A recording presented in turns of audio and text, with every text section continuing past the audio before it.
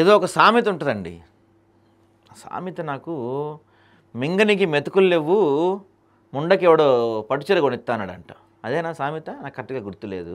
ఏమన్నా అటు ఇటు ఉంటే క్షమించండి.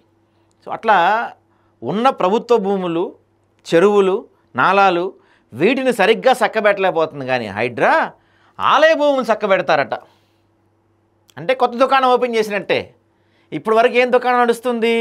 ప్రభుత్వ భూముల్లో చెరువులు, నాలాలు, కుంటలు ఇక్కడ దుకాణం నడుస్తుంది.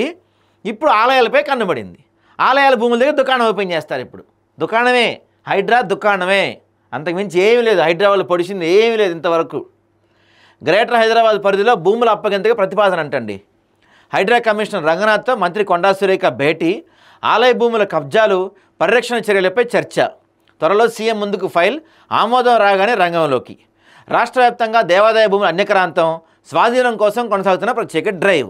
ఇక్కడ ఏం జరుగుద్దంటే, ఇప్పుడు భూములు, దేవాలయ భూములు ఏంటి అని చెప్పి ఒక కమిటీ వేస్తారు. ఇప్పుడు ఆ దేవాలయ భూములు ఏమేమి ఉన్నాయని చెప్పి ఒక రిపోర్ట్ తెచ్చుకొని దానిపైన ఎవడన్నా కబ్జా చేసి ఉన్నాడా, ఎవడు కబ్జా చేయకపోతే మనం కబ్జా చేద్దామా, ఎవడన్నా కబ్జా చేస్తే వాడి దగ్గర నుంచి దుకాణం ఓపెన్ చేద్దామా అనే దానికోసమే జరుగుతుంది తప్ప నిజంగా దేవాలయ భూములపై అంత ప్రేమ గారిపోయేం కాదు వీళ్ళకి.